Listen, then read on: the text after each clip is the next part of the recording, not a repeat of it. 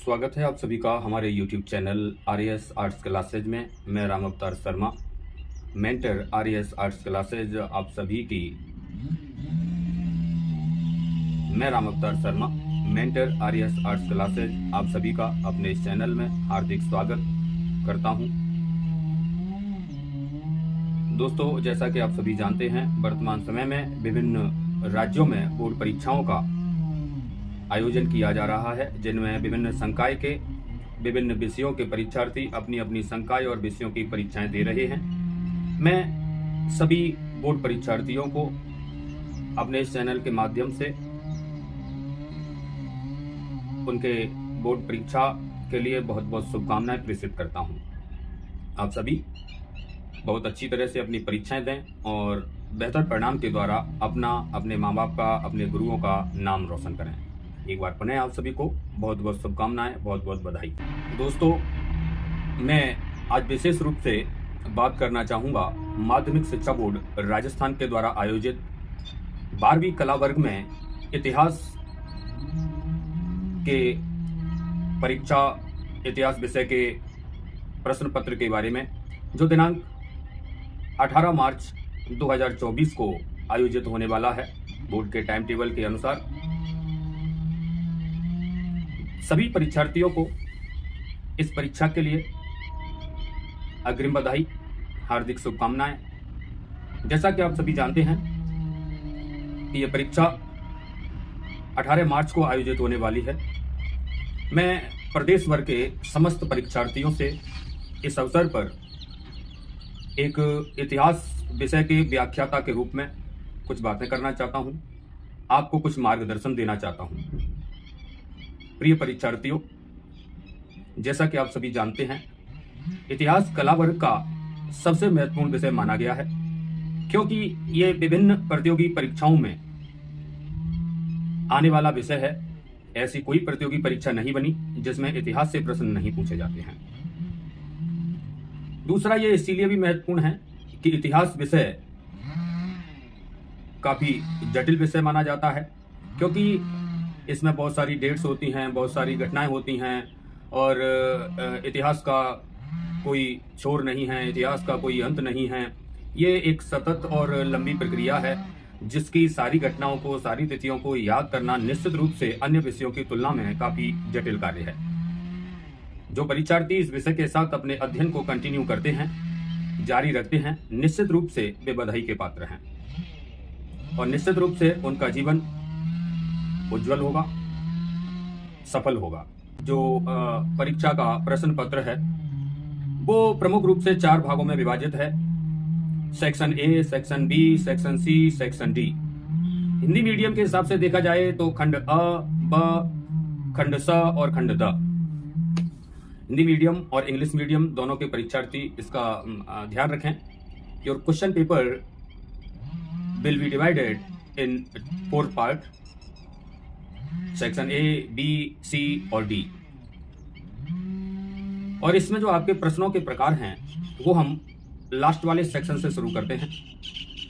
आपका जो खंड द होगा, means section C, section D, इसमें आपके ऐसे टाइप के अर्थात निबंधात्मक क्वेश्चन आएंगे और एक मैप का क्वेश्चन होगा। कुल 3 क्वेश्चन इसमें आएंगे। ऐसे टाइप के क्वेश्चन 2 होंगे और दोनों ही क्वेश्चनों में चॉइस भी होगी। मतलब आपको 2 प्रश्न दिए जाएंगे, उनमें से एक करना है। आपका जो खंड द होगा, means section C, section D, इसमें आपके ऐसे टाइप के अर्थात निबंधात्मक क्वेश्चन आएंगे और एक मैप का क्वेश्चन होगा। कुल 3 क्वेश्चन इसमें आएंगे। ऐसे टाइप के क्वेश्चन 2 होंगे और दोनों ही क्वेश्चनों में चॉइस भी होगी। मतलब आपको 2 प्रश्न दिए जाएंगे, उनमें से एक करना है। और एक जो तीसरा प्रश्न होगा वो मानचित्र का होगा।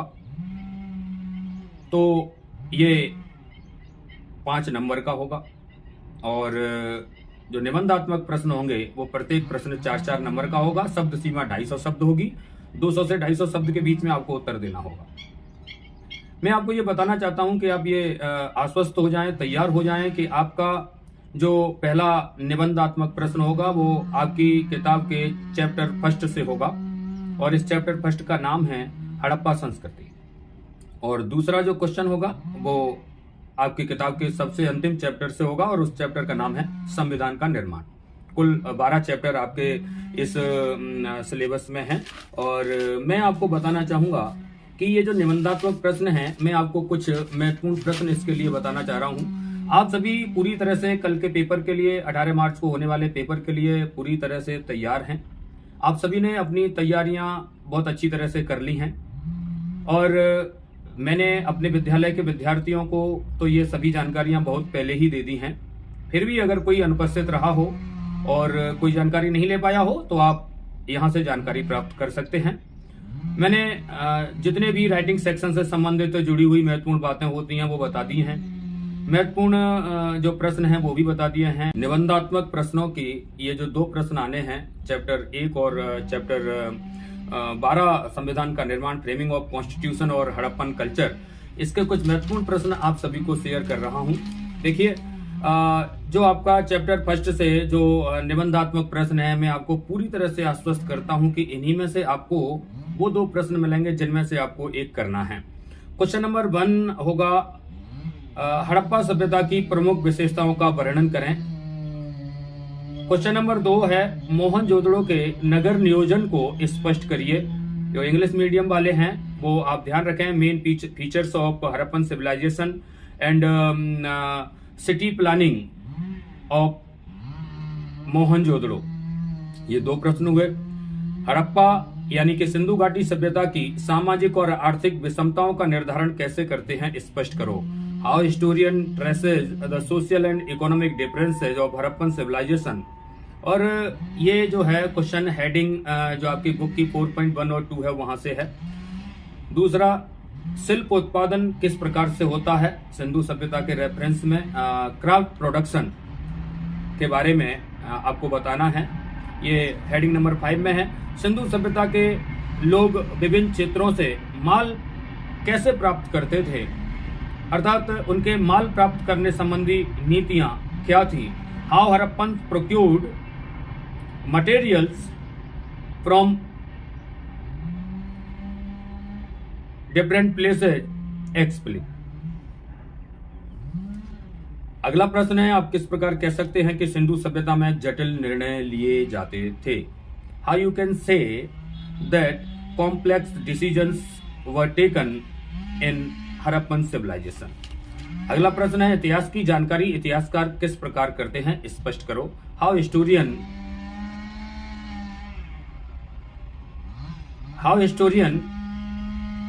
Reconstruct the history of past, explain. ये आपके कुल 7 क्वेश्चन हैं जिनमें से आपको एक निबंधात्मक प्रश्न निश्चित रूप से आपको मिलेगा। वैसे तो आपको दोनों ही निबंधात्मक जो प्रश्न है चैप्टर फर्स्ट के वो इन्हीं में से मिलेंगे, लेकिन कम से कम एक तो आपको मिलेगा। अगला निबंधात्मक प्रश्न आएगा, फ्रेमिंग ऑफ कॉन्स्टिट्यूशन मीन संविधान का निर्माण। इसके लिए महत्वपूर्ण प्रश्न है, संविधान निर्माण किस पृष्ठभूमि में किया जा रहा था। मतलब आपको आपके में एक हेडिंग दे रखी है उथल पुथल का दौर, तो आपको ये वहां से इसका आंसर लिखना है। दूसरा प्रश्न है, संविधान सभा में मुख्य आवाजें किन किन की थी, स्पष्ट करो। अगला प्रश्न है, संविधान सभा में प्रत्यक्ष निर्वाचिका या अल्पसंख्यकों यानी मुसलमानों के अधिकारों का निर्धारण किस प्रकार से हुआ, ये एक प्रश्न है। अगला प्रश्न है, संविधान में दमित यानी अनुसूचित जातियों के संरक्षण के क्या क्या उपाय किए गए, इस मुद्दे पर होने वाले विवादों का वर्णन करो। अगला प्रश्न है, केंद्र को शक्तिशाली बनाना क्यों जरूरी था तथा इसके पक्ष में किसने विचार रखे और इस समस्या का समाधान कैसे हुआ, स्पष्ट करो। संविधान सभा में राज्यों की शक्तियों का निर्धारण कैसे हुआ, स्पष्ट कीजिए। अगला प्रश्न है, संविधान सभा ने भाषा के मुद्दे को किस प्रकार हल किया था, स्पष्ट करो। ये आपके 2 निबंधात्मक प्रश्न हैं। एक मैप का क्वेश्चन आएगा जिसके लिए आपको कुछ मैप की जगह हैं, वो बहुत इंपॉर्टेंट है। मैं कक्षा में उनको भी बता चुका हूँ, सब मैप भरवा भी चुका हूँ। प्रश्न पत्र के अगले भाग के महत्वपूर्ण प्रश्नों की जानकारी के लिए हमारा अगला वीडियो देखें।